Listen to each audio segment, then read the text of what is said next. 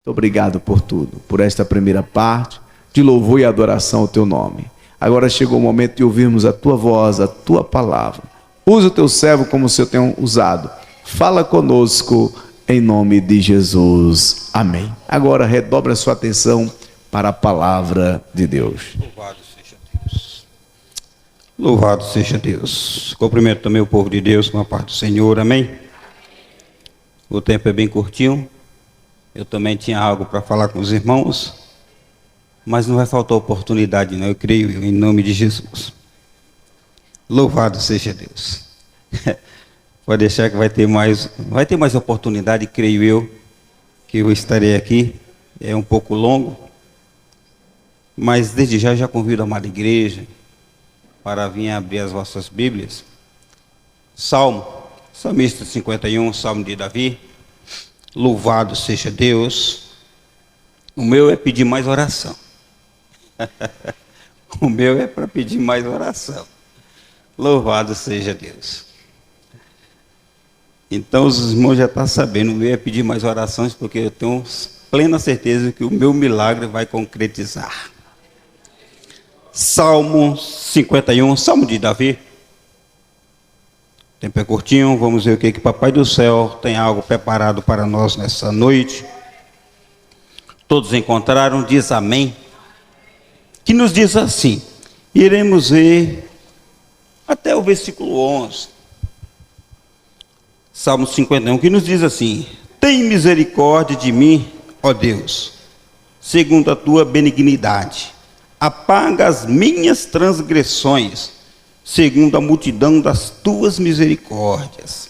Lava-me completamente da minha iniquidade e purifica-me do meu pecado. Porque eu conheço as minhas transgressões e o meu pecado está sempre diante de mim. Contra ti somente pequei e fiz o que a teus olhos era mal, para que seja justificado quando falares e puro quando julgares. Eis que em iniquidade fui formado, e em pecado me concebeu minha mãe. Eis que amas a verdade no íntimo, e no oculto me fazes conhecer a sabedoria. Purifica-me com isopo, ou seja, purifica-me com arbustos, e ficarei puro. Lava-me e ficarei mais alvo do que a neve. Faz-me ouvir júbilo e alegria, para que gozem os ossos que tu quebrastes. Esconde a tua face dos meus pecados e apaga todas as minhas iniquidades. Cria em mim, ó Deus, um coração puro e renova em mim um espírito reto. O verso 11, para finalizar, Davi diz: não me lances fora da tua presença e não retires de mim o teu Espírito Santo. Amado, eterno e querido bom Deus, desde já eu te agradeço por mais essa rica oportunidade, ó Pai, que o Senhor me dera, que o Senhor nos dera para estar aqui na tua casa, para aprender e colocar cada palavra em nossos corações, porque a palavra do Senhor é luz para os nossos caminhos, e sem a tua presença nós não somos nada. E desde já te agradeço por tudo em nome de Jesus. Louvado seja Deus. Meus amados e queridos irmãos, já estamos diante aqui do salmista Davi, de um salmo que Davi fez, pronunciou essas palavras em oração depois da sua queda. E com profunda dor e reflexão que ele fez esse salmo, com profundo arrependimento no seu coração. Esse salmo que Davi pronunciou aqui foi depois da sua queda. E Davi sentia um grande medo no seu coração. Mas qual era o medo? que Davi estava sentindo quando ele compôs esse salmo? Qual era o grande medo que Davi, ao falar essas palavras em oração, que Davi estava sentindo dentro de si? Davi aqui não estava com medo, não era de perder o reinado, que ele era rei de Israel. Davi não estava aqui com medo de perder a sua coroa. Davi aqui não estava com medo de perder aqui a sua posição. Davi aqui não estava com medo de perder toda a sua fortuna que ele tinha granjeado. Mas o medo de Davi aqui era de perder a presença de Deus. E ele próprio diz no Salmo, capítulo 51, 11, diz: não me lances fora da tua presença, e não retire de mim o teu Espírito Santo. Se nós formos observarmos e andarmos um pouco atrás, quando o rei Saul era rei de Israel, e quando o profeta Samuel foi até ele, confrontou Saul, que falara com Saul que iria rasgar dele o reinado, ia dar para outra pessoa, para outro rei, outro homem melhor do que ele. O medo de Saul não era mesmo o medo de Davi. O medo de Saul era de perder o seu reinado, era de perder a sua coroa. Saul não estava nem aí de perder a presença de Deus, de perder a graça de Deus. E observando a diferença de Davi para o rei Saul, porque quando Davi foi confrontado pelo profeta Natã, quando o profeta falou que iria tirar o reinado dele, ele sentiu medo, mas não medo de perder o que Deus tinha dado para ele. Ele sentiu um grande medo, foi de perder a presença de Deus. O grande medo de Davi naquele momento era de perder o que ele tinha mais granjeado na sua vida. Era o medo de perder a presença de Deus na sua vida. E foi isso que ele começou a se entristecer e a sentir o peso de saber que quando o Senhor não está mais na vida do ser humano, e ele começou a sentir aquele grande medo no seu coração. Em outras falas, e ele dizia: que eu perca reinado, que eu perca coroa, que eu perca todos os meus bens, que eu perca todo o privilégio que eu levantei diante da sociedade, mas que eu não perca a tua presença, que o Senhor não me lances fora da tua presença. E é aí que faz a diferença de Davi para muitas e muitas pessoas agora no século 21. Porque hoje o homem tem medo, não tem medo de perder a presença de Deus, mas tem medo de perder o seu emprego, de perder pessoas, de perder bens, de perder a sua posição social, mas não tem medo de perder a presença de Deus na sua vida. E é isso que faz a diferença da sociedade de hoje com o pensamento de Davi lá atrás. Hoje o homem está como Saul, ele não estava nem aí de perder a presença de Deus. A preocupação dele era perder o que Deus tinha dado para ele.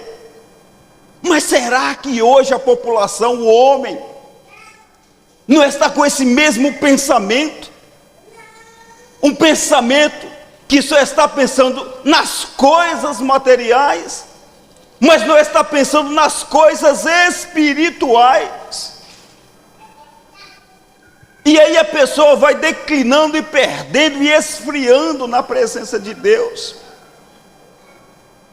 Lembra de Sansão, um juiz em Israel, um homem que era temido, e todos temiam, porque nada poderia contra a sua vida. Os inimigos tinham muito medo dele. Ninguém poderia enfrentar o grande Sansão, o homem que era reto na presença do Senhor, o homem que foi constituído desde o seu nascimento para servir, louvar e glorificar o nome santo do Deus Altíssimo. Mas se vocês for observar, Sansão não quis mais conversa com as coisas que era delícia para o seu íntimo, de louvar a Deus. Sansão começou a esfriar e perder para suas próprias concupiscências. Sansão foi declinando e perdendo o que ele mais tinha almejado. Não quis mais ouvir os seus pais. Começou a afastar da presença de Deus, que na qual, se vocês for observar, começou a dar ouvido a pessoas que ele não deveria dar ouvido. Ele começou a ouvir pessoas que ele não deveria ouvir. Começou a relacionar com pessoas que ele não poderia relacionar. E se vocês for prestar bastante atenção, ele começou a envolver com a mulher, Dalila, que enganou ele não só foi uma vez, não foi duas, não foi três, mas foi 4 vezes. E ele estava tão com os olhos fechados espiritualmente, que foi dando ouvido ao seu próprio eco, ao seu próprio desejo. Se vocês for observar, na 4ª vez que a mulher enganou ele, que corta os seus cabelos, ela própria deixou que ele deitasse no seu colo. Olha como o inimigo é sarcástico. E depois que ela fez o que ela quis, porque ele estava já longe da presença de Deus, ela chega, bate em Sansão. Sansão, aí vem os seus inimigos. Ele levanta, achando que a presença de Deus ainda estava sobre ele, e ele diz: mais uma vez eu irei contra eles e vencerei. Mas a palavra do Senhor nos diz que ele não sabia que a presença de Deus não estava mais sobre ele. A palavra do Senhor nos confirma que diz que ele não sabia que a presença de Deus não estava mais sobre ele. Em Juízes 16, 20. Se vocês for observar, a queda da pessoa, do ser humano, começa gradativamente. Começa das pequenas pedras. Lembra em Cantares que as raposinhas começaram a fazer mal às vinhas? É das pequenas coisas que a pessoa vai caindo, e quando ele levanta ou ela levanta a cabeça, a presença de Deus já não se faz mais presente com ele ou com ela. Vai dando ouvido para as coisas, os desejos do mundo, que quando levanta a cabeça, o Senhor já não se faz presente na vida do ser humano. O Senhor já se retirou da vida da pessoa.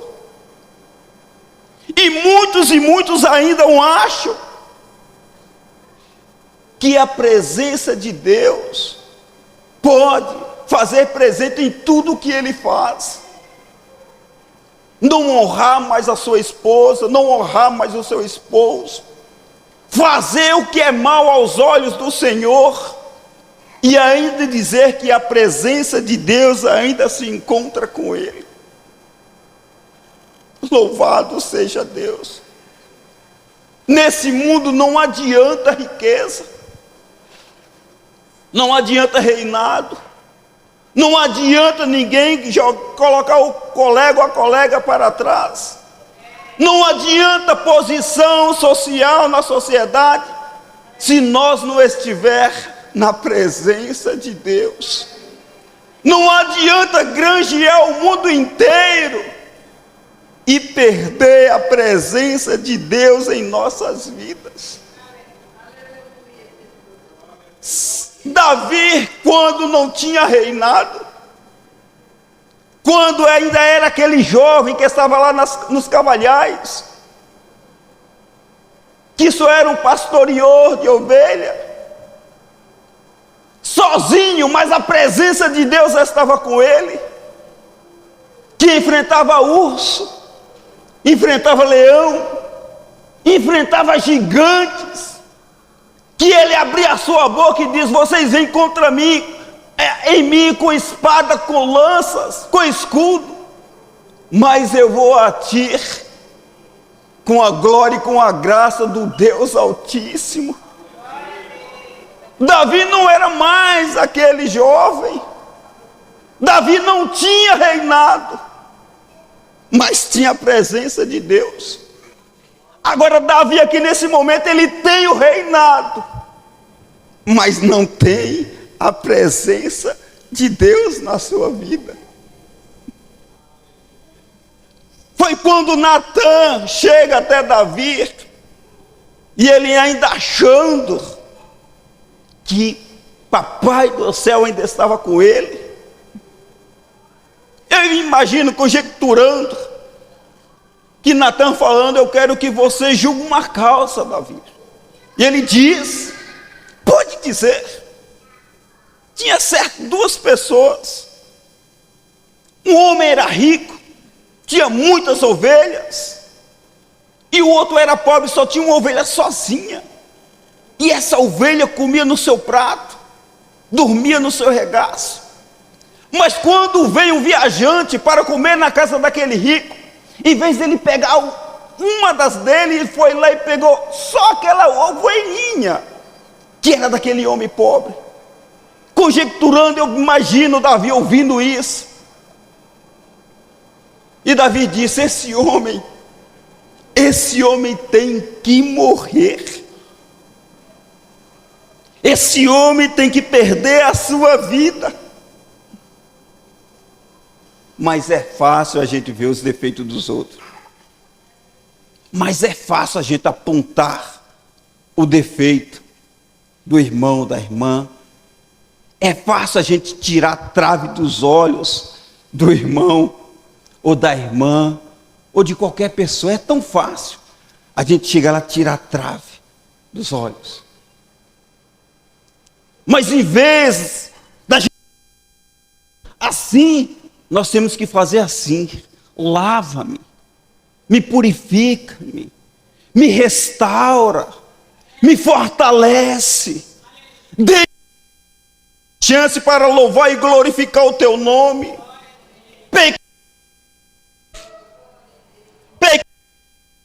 tua presença e já não sou mais digno de te chamar o teu filho. Não afaste de mim a tua presença e não lance de mim o teu espírito. E é a diferença da sociedade de hoje, que quando ele descobre que está caindo, obrigado, quando ele percebe a sua queda, quando as escamas caem dos seus olhos, ele vê que está distante da presença de Deus. E o que ele faz? Senhor, lava-me completamente com seu bálsamo. Senhor, me purifica mais uma vez. Senhor, me dá mais uma chance. Deus ser o teu filho, e você chamar o meu filho. Senhor, me tire dessa transgressão, me lava-me completamente. Não afaste de mim a tua presença e não retire de mim o teu Espírito. E é isso que faz a diferença, irmãos. Que muitos estão cada dia mais e mais caindo, se declinando, se tropeçando nas pequenas pedras, que hoje uma pedra se encontra gigante, que o seu pecado agora é tão imenso que não tem mais nem forças de joelhar, de clamar, de pedir perdão, para que o Espírito Santo novamente lava toda a iniquidade, toda a sujeira que está no teu íntimo, e que agora as suas vestes sejam lavadas na presença do Senhor.